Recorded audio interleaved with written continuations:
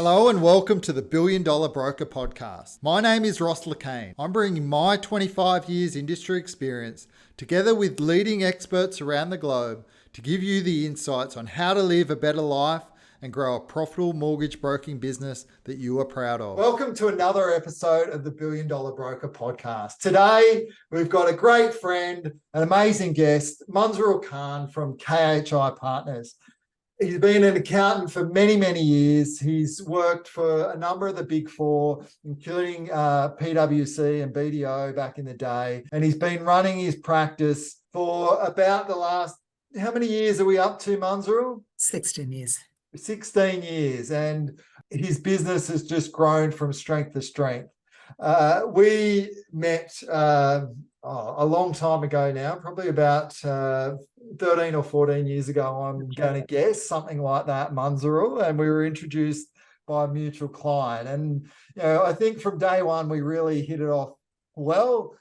We had a passion for property, and you were a long way ahead in your property investment journey, but we worked closely together. You became my accountant. You're a great referral partner across many, many years, and really interested to unpack a number of different things. As I say, you've been somebody in my life that's been a great mentor. You've definitely, even though I've played in the space of property, doing mortgage broking and so forth, but just have that person, that mentor to guide me and, question and get me to take action in our lives has been really, really important. And so, keen for you, I feel like I've been keeping you a bit of a secret to the broader broking world. It's the first time I've had you on the podcast. So, all the value that you've provided to me over the years, we get now to have a chat and we get to share that with the industry in terms of your expertise. So happy to have you on board. Thank you very much, Ross. You've always been so generous and so kind, and very, very, very, very, very strong, those kind comments. Ross, in terms of the mentorship, I say that it is a two-way process, and there is so much that I learned from you. And what I also say is that with the mentorship side of it, it's very often to have someone being accounted to. It's not so much in terms of learning a whole lot of new things. You already know it, right? But it's just having a reflection point at a point of sort of say that, well, this is what I targeted to myself. These are the goals. These are the time frame. These are the smart plans that I've done. And how am I achieving those? Oh, exactly.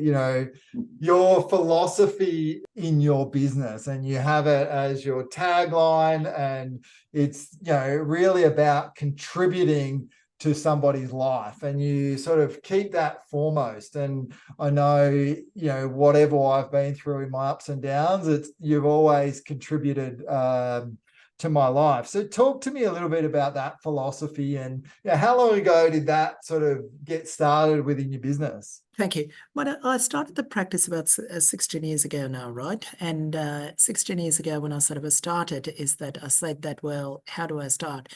A lot of people start with a business plan, and we know that, and we've sort of learned that in sort of all the sort of the academia, so to speak, that you do a business plan, you do a P&L, balance sheet, and forward projection, and where do you stand in the medium term, longer term, all the rest of it. And so, and I said to myself that, yes, I would do all of those. I understand all of those are quite important, right? Because if you don't have a vision, which is quite being cleared and identified, how do you know what the pathway to take that particular vision is? So I hear it.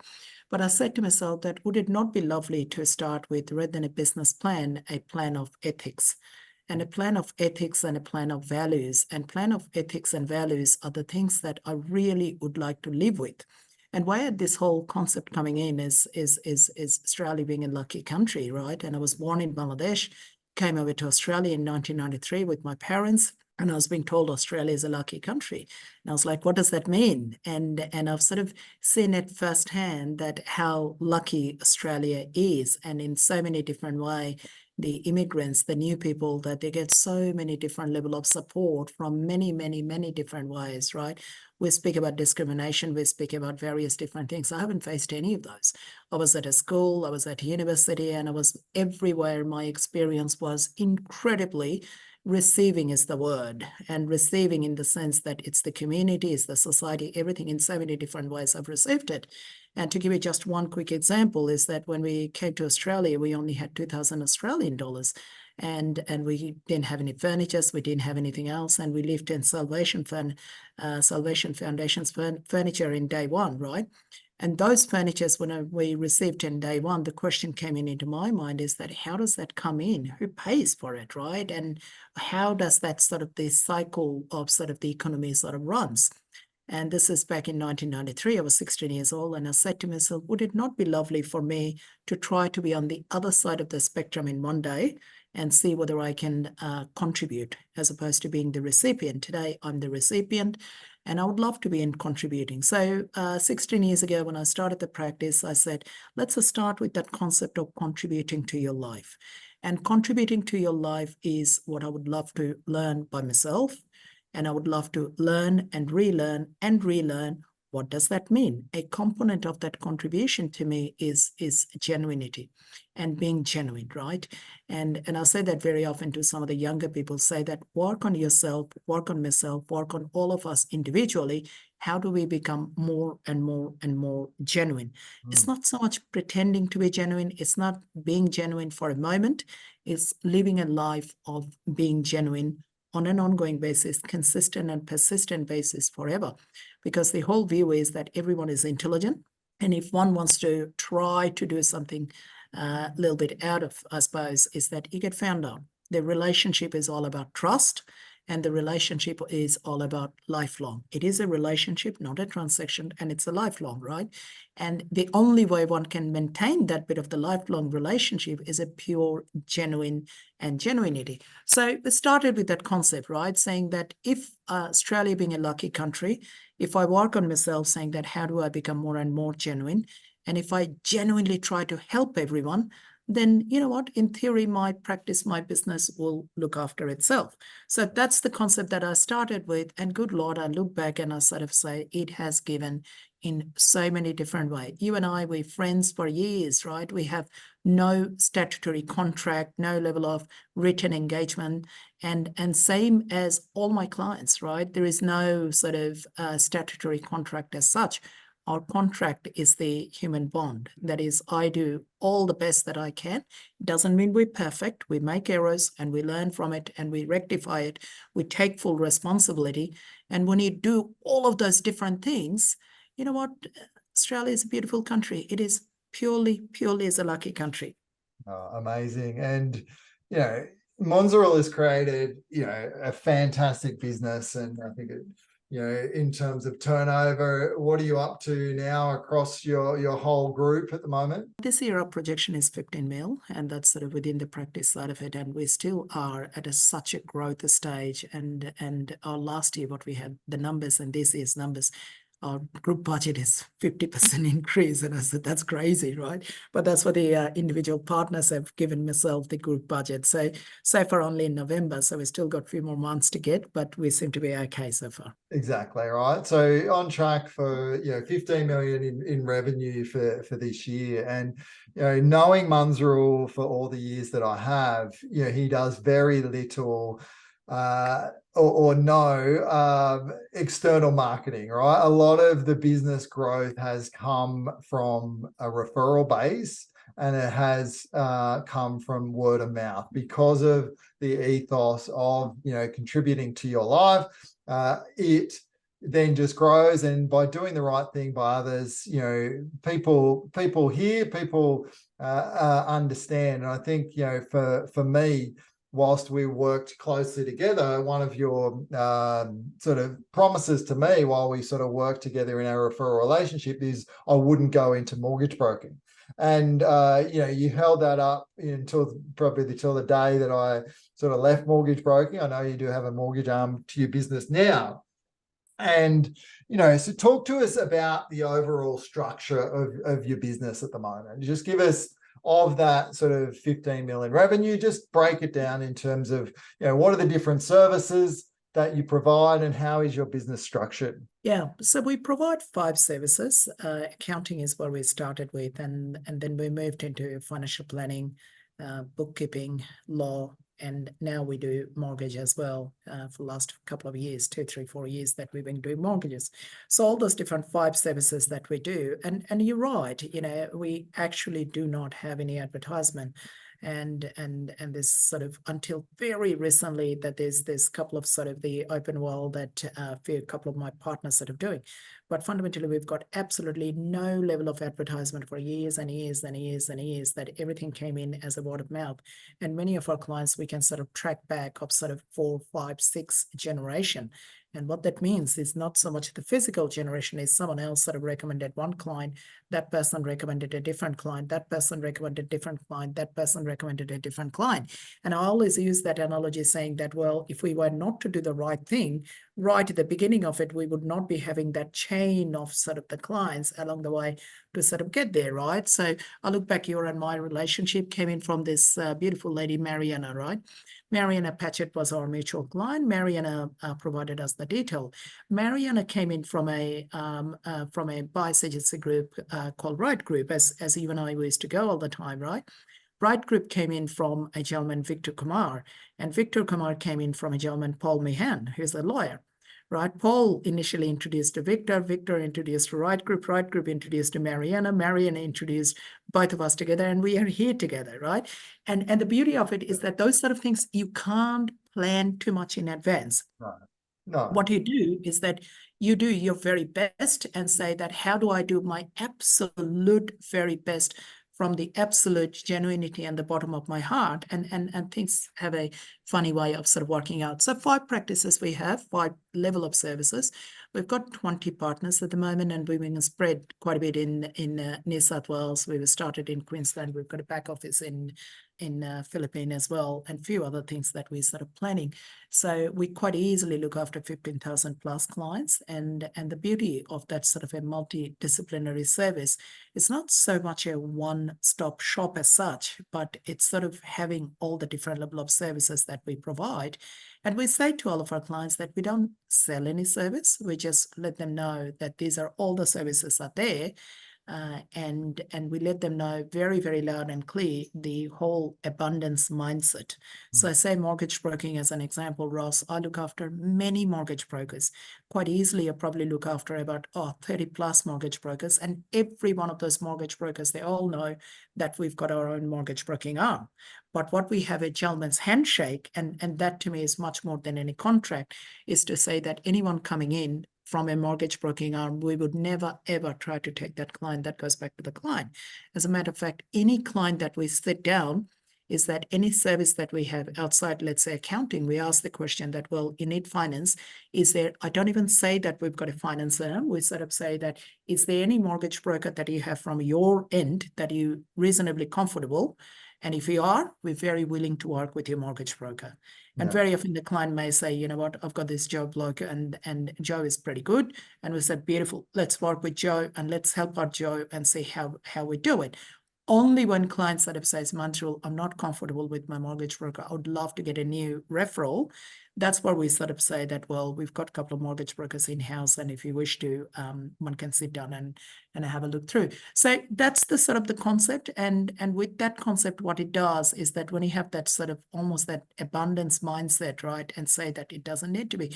See, the reason why your and my relationship that worked quite a bit is that I stayed as an accountant, you stayed as your mortgage side of it. And the analogy that I used to use all the time is that mortgage broking is your home and accounting is my home. I don't need to take away my friend's home or try to invade my friend's home. There's a lot of investment properties in the open world. Why don't we try to get those investment properties in the open world, i.e., the opportunities are unlimited with other things. Let's try to get the other opportunities rather than trying to take each other, right? And when you work on that mindset, it works out. So we've been very, very blessed, Ross. So, contributing to your life has been one area where you've been able to grow your business. I guess the other area and what you've grown the business off the back of is property investment. And yeah, many accountants are conservative and, to take debt to invest in property and to really understand the numbers, the way that you do, is very rare. And that is really what has attracted a lot of people, is because, not only are you probably the most expert person that I know of in the accounting and property space, but you do it yourself, right? And, you've been doing it yourself for many, many years. So let's just maybe your top 5 lessons from a property investment side. Let's just sort of touch on, if I was to ask you your top 5 lessons for investing in property for the last 30 odd years. Let's talk on that, because this is one of your sort of hallmarks and a reason that you've grown your business so well. Excellent. All right. I'll try to go through some of the things which sort of comes in quite sort of openly in my mind, right? And then we try to sort of identify them, the top 5, top 3, right? I think the first comment which I'll say is that knowledge is fundamental. However, it is at the end, it's the action which sort of defines the outcome, right? Yes, they're both being connected to each other, but the result is action driven. Yeah. Second point one says is that it's the consistency and persistency of that action, right? I.e., it's not so much the timing, it's really the time in the market, right? We stay there for the longer period of time, and time in the market, right? And time has got this enormous magic of sort of even rectifying some of the biggest of the errors over a period of time, right? So it's that sort of the action taking as opposed to only being knowledge. Knowledge is fundamental, but knowledge without action is sort of just a theory. And then you sort of have that consistent and persistent longer period of time you do it. Third point that one may suggest is that is the learning from the history. Right. And learning from the history is learning from your experience point of view, right? It's so important that it's the noises, and how do we differentiate between the noises to the reality of it, right? And it's amazing, because I've been investing for 24 years now. 1999 was my very first investment. There's many of the things that the young sort of the smart people, they sort of invent and come up with a new idea, and I'm like, oh no, I've seen that in the past. Some has really worked very well, and some sort of, I'll still stay reasonably quiet, because you sort of still want people to be inventing and do all the rest of it, right? You can sort of a little bit want it, but you don't want to be also negative as well, right? So history, when we say repeat itself, oh good Lord, it does repeat. And the knowledge and the wisdom that one sort of says is that, yes, we rely on the knowledge and the history, the statistics and the numbers and the economics, so to speak. But that whole understanding, when you are in the market for quite a while, it almost become instinct.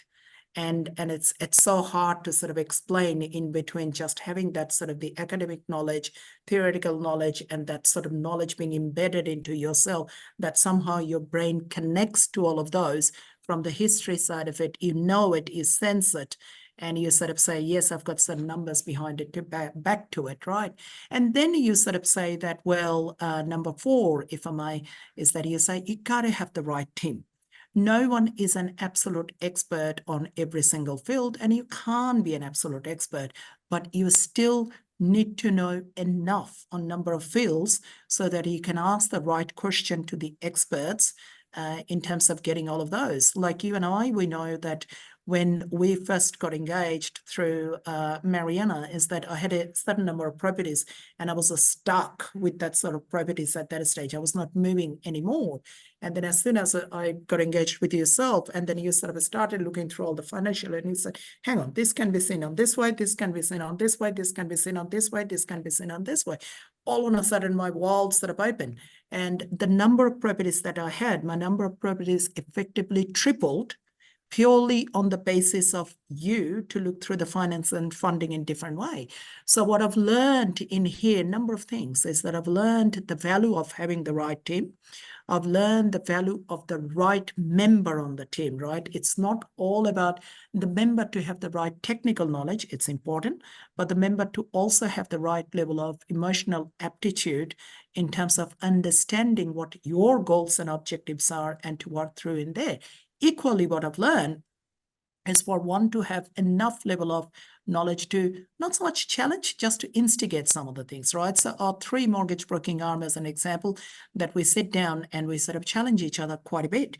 We got this weekly tips and traps that we sort of receive from the mortgage broking. And when a particular case doesn't work out, is that if it's a larger case, that we sit down and we sort of say, how do we explore that case? So I can give so many specific examples that the mortgage broking team says that it doesn't work. And then we sort of came back saying, well, can we do it in this lateral way of thinking? And would that lateral way of thinking will work? Just to give you one brief example, and then I'll go into my last point, which is point number 5. So mortgage broking came in saying that, well, one example, right? Many examples can be given that Munzurul, the serviceability doesn't work. Do you not know that the whole DTI at the moment is so difficult? We can go 4.25, maybe we can get about 4.5 times, and that's it. And your client is sitting about close to about 6-ish. You've got no hope, right? Even if you go second tier, all the rest of it, you've got absolutely no hope at all. Just not going to work. Doesn't matter whatever you add back, the depreciation, extraordinary expenses, one-off expenses, however way you do the maths, it doesn't work. This is one case you said, that's the end of the line. And I said, no, nothing can be the end of the line. There got to be something. They said, well, then tell me, what is it? I was like, I don't know. They said, well, then why are you saying that there is? I was like, there's always a solution. What is the solution? I was like, how about we think it this way? Can we do it this way? How, Munzurul? Look, you can't work on the serviceability. How about we work on the other side, the equity side of it? What does that mean on the equity side of it? The client is sitting about 60% or even below as an LVR. Would I be able to go back and realign my loan? And please excuse me, my exact terminology, I may not be saying in the right way, right? Can I realign the loan where I can take away 1 or 2 properties unencumbered from that portfolio? You don't have to do a reassessment if you take away the portfolio as unencumbered. And the mortgage broker comes in and say, yes, technically you're correct. There's some exception. They may still have the right to sort of re-review. But generally speaking, if you want to take away an equity and your LVR just gone up from 55% to 60% to say 70%, you're still below 80%, you probably don't trigger a serviceability. I was like, okay, so why don't we do that? So by doing it this way, I've got a property which is completely unencumbered. And then why don't we go back to a different bank where we get an asset funding? I understand it's not going to be 80%. I understand it could be 55, 60% as such. I understand that there could be a higher level of the loan side of it, a higher level of the interest rate. Maybe we can consider that whether it could be something, say, as a lease stock loan, as an example, that it relies on the rental property. So if I take away this particular property, leave that particular property in there, if I have a trust, whether the trust can take a mortgage on that particular property and whether we can get the funding on the asset funding, right? And I sort of said that enough. Now, many of the terms, I haven't said it right way, but the mortgage broker, he or she was experienced enough to pick up from this, said, all right, leave that to me. Let me think it through. I was like, I've done my bit. I'm going to just go and leave that to yourself, right? And she comes in after a couple of days saying, yes, I've got a solution. We can take it away. We can bring it back on this particular bank. We can do it this way, this way, this way. You understand that there would be a bit of a cost involved. I was like, I get it. It was like, you understand that the interest rate would be a bit higher. I was like, I get it. And my mortgage broker says, do you want to do it? I was like, it's not up to me. All we're doing, we're giving an option to the client. Exactly right. And it is all about giving an option to the client. So that's an example of the right team. So number 5, if I may, is that, and number 5 is my personal all-time favorite, right? I always say dream, believe, act. It's amazing when you do not accept things on their home ground and you sort of say, I dare to dream a lot bigger and I want to achieve this, 1, 2, 3, 4, 5. And one has a self-belief that that can be done. And you follow that through with incredible amount of hard work, the universe has a way of giving back to you what you really, really, really wanted in your own heart. So when you arrived as a 16-year-old with Salvation Army furniture with $2,000, now you look at your business, you've got 15 million revenue, you're up to something like 80 something properties now. Correct me if I'm wrong, but it was something around that. I know. would you have thought, back then, the land of the lucky country, that you'd be sort of here, sort of late 40s, sort of in the position that you're in right now? Oh, mate, absolutely not. And you know what? My initial first target, my own goal back in 2005, when I sat down and did my own SMART goals, right? And I sat down and wrote down the goals, and I was like, all right, that's what I'm going to achieve, right? And my overall goal in 2005 was to achieve $1.3 million of net asset.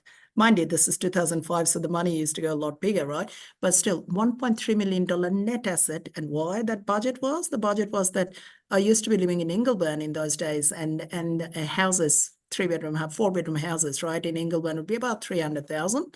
A decent house, 300,000. So I said $1.3 million, 300,000 pays off my home, and that $1 million at 5% return gives me about 50 odd grand income, which was my income at that stage. My income was about 50 odd grand, right? So I was like, that gives my income. You know what? That's my target. That is my ultimate goal at $1.3 million. This is back in 2005, right? I reached there in 2007, and I was like, a bugger, what do I do now, right? You're not supposed to reach your goal. But what I've learned is that, again, that how do you dream bigger? And if you sort of know how to get there, are you dreaming enough?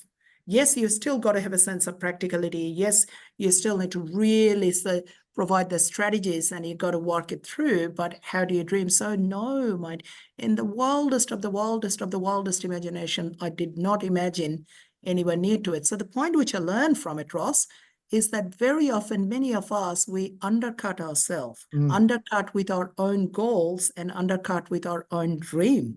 And so, I reflect on my business, and I look at the wealth that, and we've had this conversation, right? You've got your business, you've got your revenue, you've got your profit and your income from your business. But then we also talk about, your personal wealth, and that's almost a separate entity. I know for you, you're a big one in sort of writing those SMART goals and having those goals. But when you look at both your sort of your business and your sort of your personal wealth in terms of what you've created, and now I mean, it's interesting to look from what generates more for you at this point in time.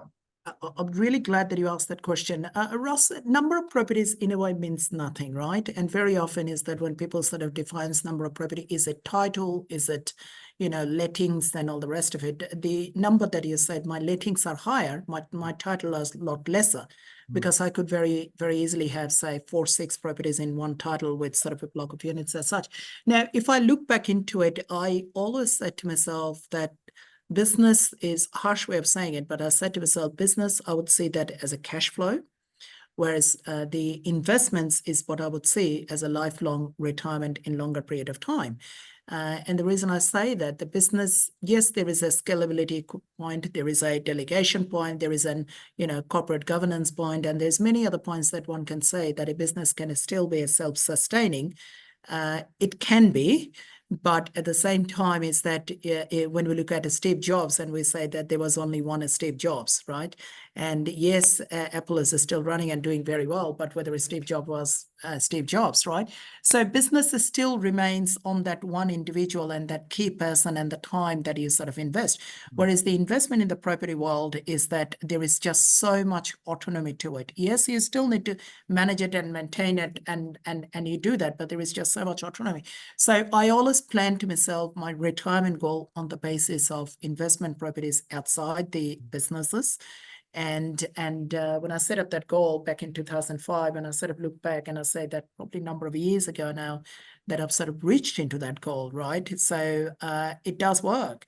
And the beauty of where it works is that it's the compounding impact. And it's that sort of compounding impact over a period of time. So our cash flow wise, we've got a whole bunch of cash flow on the business side of it. But again, I take that as a sort of fun and game with the cash flow side of it. It really is the property investment that I work for, and it has worked. No, definitely. And I think it's worthwhile noting in terms of, just your overall motivation, right? Because a lot of people are saying, yeah, how much is enough? But I know sort of what drives you and what drives you at the core. And I think, this is probably worthwhile sort of mentioning, because it just gives perspective to everybody. So, share us a little bit of, why in terms of why you continue to invest and do as much as you can. Yeah. Now is the word that you said, right? Because the why by itself changes over a period of time, right? So if you were to ask me that question, say 15 years ago, 20 years ago, my why would be quite a bit sort of economic, right? It's about, yes, I want to reach into that retirement. Yes, I want to have all this freedom. Yes, I want to have, all this sort of an ability to sort of smell the roses and sort of do all the rest of it, right? And you reach there, right? And you gain a bit more experience, you gain a bit more, I suppose, the grey hair, and you sort of say, surely life has to be so much more than just sort of earning a couple of bucks and sort of having those couple of bucks as such. So where my why has moved now is that we've been very blessed that we are involved, we as an organization and also as a family, we're involved with a number of charities. There's 3 very large charity that I act as the chair of the board, a charity called So They Can. So They Can is a multinational charity, DFAT, fully accredited. They've got about 52 schools in Kenya and Tanzania and 28,000 students, so massive. And then there is a second charity named Dana Asia, and Dana Asia is being done on the name of, on the spirit of Professor Yunus. Professor Yunus is a Nobel Prize winner in microfinance, known as being the father figure of microfinance and in peace, that he won the Nobel Prize. And then we have our small own charity, the Khan Foundation, with we're building a school in Kenya. We buying some lands to build some projects in Bangladesh, and Kenya is a hospital, my apology, and Bangladesh is a school that we're doing, and a few other things, right? So we look back and we sort of say that's sort of is really what my why is at the moment, Ross. And the reason I say this, the money is being made, money is being earned. How much does one need? You're right. After a while, the money sort of becomes a bit of a number, and it sort of is there. And where we have been given so much by this country and the world in general is that while we say contributing, that contributing is what I would like to. So all of those charities that we work through, we made a family pledge that a portion of our family wealth will go to charity. And our foundation is at the beginning of it. And, people look into it as a one-way process, and people sort of say, oh, look, you're doing a bit on the charity, good, and we got regards for you. And I sort of say that, you know what, no relationship ever is a one-way process. All relationship has to have a reciprocity behind it. All relationship has to have a two-way process in the long term to make it sustainable. We do the charity because we love what we can contribute, how we do it. But believe me, the charity gives so much back to ourselves. Yeah. When I was in Kenya, that I was sort of sitting down with the sort of a young kids of 14, 15 years old and listening to some of their sort of the dream stories. When I was in Philippines and Cambodia, and I was sitting down with the elderly people and hearing some of the history that they went through in there. When I was in Bangladesh, and I was listening to it, and all of those experiences and all of those memories and being part of that journey to them, that excites me. Yeah. And you know what? That is sort of we get back as a charity. That's my why, Ross. Love it. So, I mean, that's the journey of the whole, Munzurul's top 5 tips, and which is knowledge, the time in the market, the consistency, ignoring the noises, having that instinct in terms of that comes from that experience and the time in the market. As you said, the team, and I can back that up with, you're a key partner in our team and many of our mutual clients sort of team, and then the dream, believe, act, right? And I think your whole story of coming into Australia, into what you've created now, and the advice that you've given to many clients, and sort of the contributions now you're making on a much bigger level. So I love that. So let's change gears a little bit, right? You mentioned you work with around 30 different mortgage brokers. I know you're the accountant for lots of buyers agents, real estate agents, lots of people within that sort of property space. So let's talk about some of the things that you see that makes, when you're looking at the sort of the finances of a mortgage broker and you're understanding them and their business, what are some of the things that make mortgage brokers successful and profitable. Yeah, very good, very good. Relationship. And it's relationship, right? It's when we speak the word service, when we speak the word of quality, when we speak of the word of delivery, when we speak of the word of promptness, when we speak of the word of consistency, all of the above and much more, they're all part of that relationship, right?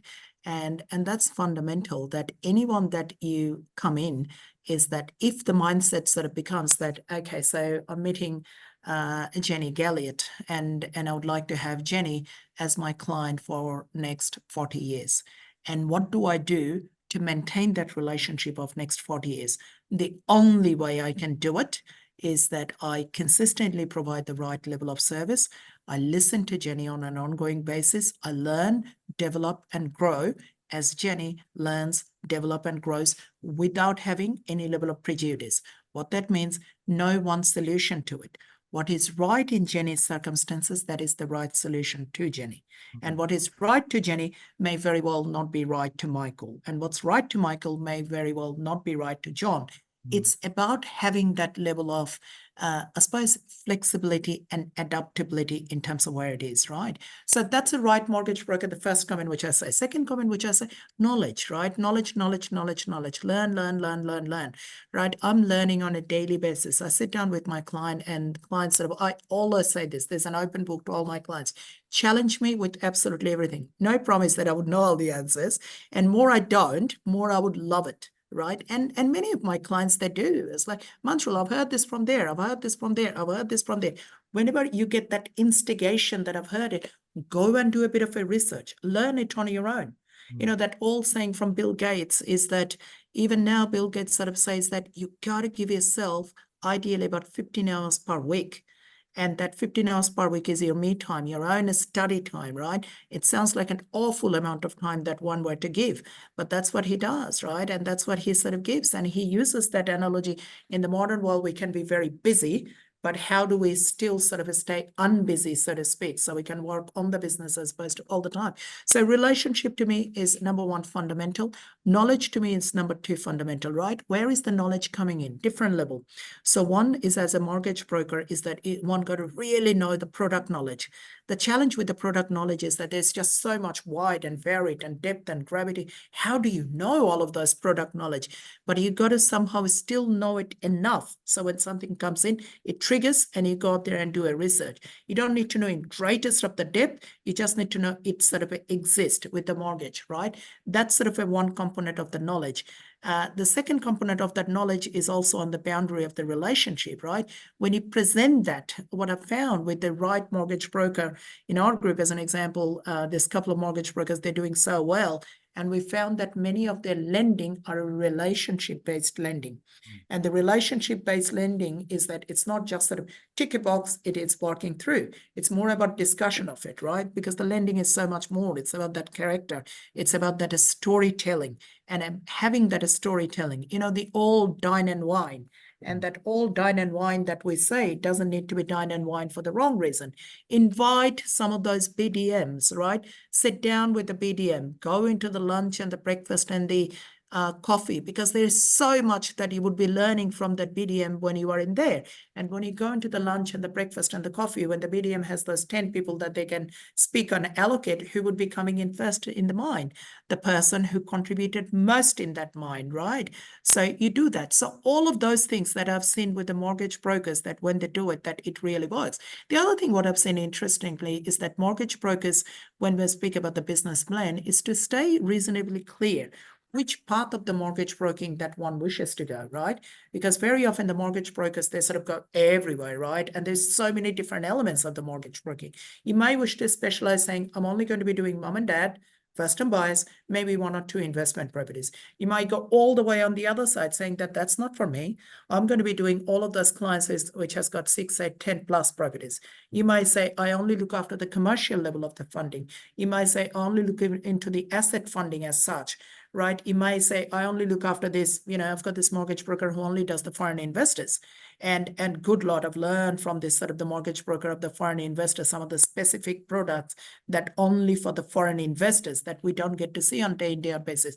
Sometimes what I find with the mortgage broker side of it, that we do a whole lot of bits and pieces. So we know a little bit there, know a little bit there, but whether we go a little bit in that sort of a depth. Then I come back to that point of having the team. The successful mortgage brokers work really, really well with team. I look back into your and my days, Ross, and I say that a client would be coming in, let's say to you, initially looking into the funding and so forth, or maybe to a buyer's agent coming back to us. I sit down and I sort of say, okay, this is your funding. These are all the different potential things that you want to do on your goals and objectives. On the basis of this, perhaps this is where your investment, there seems to be that gap with that investment. Now, I'm not a financial advisor. I don't give the financial advice. Then I send it back to you. And you are the one who sort of say, okay, all right, client already goes to you knowing that that's what the gap is. You come back with a solution saying that, okay, these are all the finance solution for you to get this. Then the client goes back to a buyer's agency to buy this. When you have that enormous level of loop, so to speak, of that right level of the service provider, the end result is that the client wins it. But in the middle of it is that all the individual wins it. So if I summarize all of those, is that it's the knowledge, it's the relationship, it's the broker's relationship, is the banker's relationship, is the client's relationship, and it's also the teamwork. Oh, I love it. And how lucky were some of our clients back in the day? They would sit down with myself, you, and one of the buyer's agents, maybe it was Steve or Victor, and we'd all sit around, we'd strategize how to get them to the next level. We might have a 45-minute conversation with these guys. At the end of that, having that team of people in that one meeting was so powerful, right? It was so powerful for that client, the amount of value that they got out of it. And we could bounce things off each other. We could challenge each other and really ultimately come up with a really good plan on how to get that client to the next level. And I think, that's going sort of really deep with that team, but the value that it provides for the client is next level.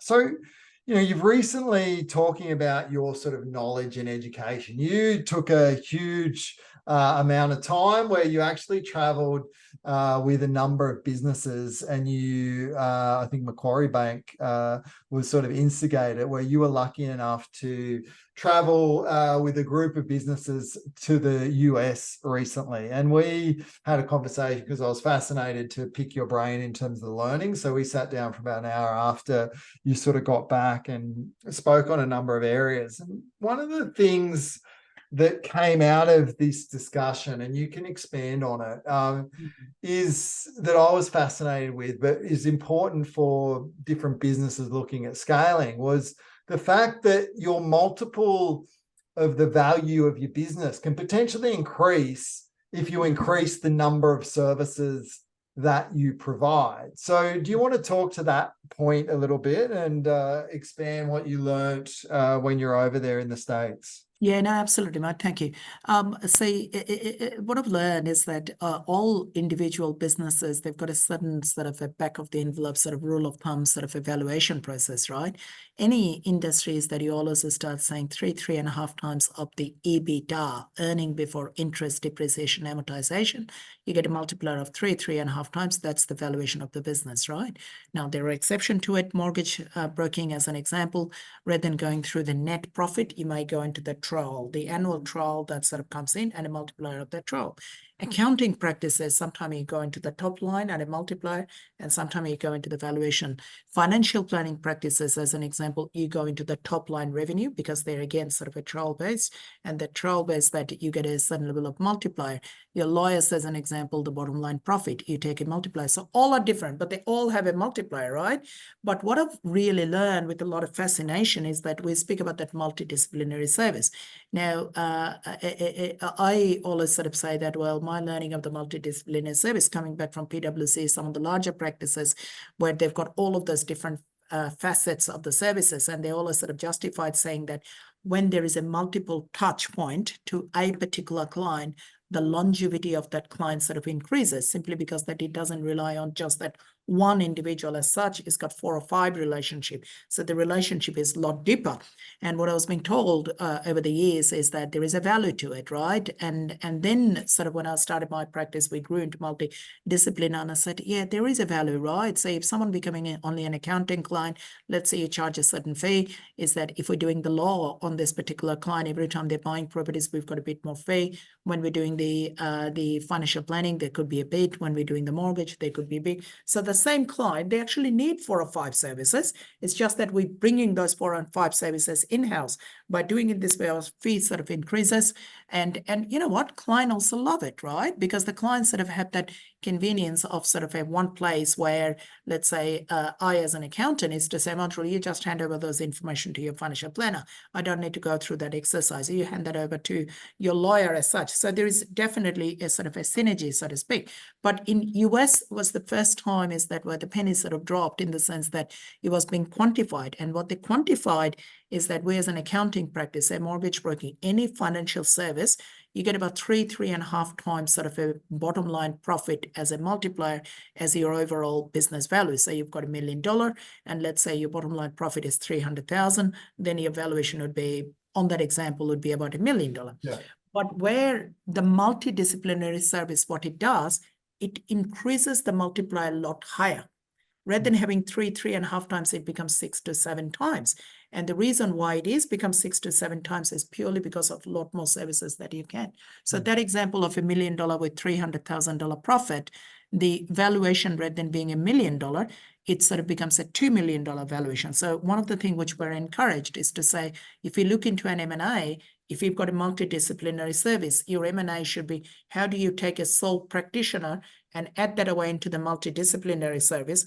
Even if you pay the right value, arguably the value increases quite a bit, purely because you're bringing it into that bucket of multi-services. Exactly, right. So if Munzurul then goes and acquires another accountancy business, the fact that he can plug that accountancy business in with, 4 or 5 other services means the multiplier of that business, increases. What was the number of times that it would increase? They said with the real multidisciplinary service is that in Australia, they go around 8 times.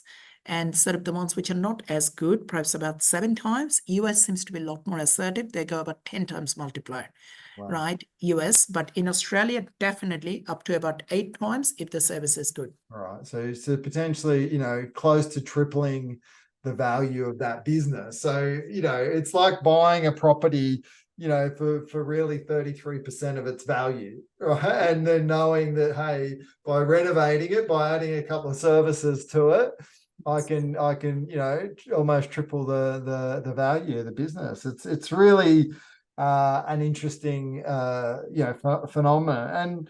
And, one of the things that you also sort of said is, and we spoke about the different things, and one of the good things about an accounting business, while it might not be as profitable as some of the other types of businesses, the thing that you mentioned to me was the thing that accountancy business brings is the trust, right? Yeah. And so, and that's what I've found in a lot of sort of the dealings, with yourself and other accounts, is they really become the hub in the wheel, right? So yes, you've got the other services on the outside, but the trust is built in the hub of the wheel, which is the accountancy business, and then it spokes out to the other sort of businesses. So whilst that trust element is so important for accountants. But it is so important. But I agree with everything which you said, but I sort of also compliment saying that equally is the mortgage broking.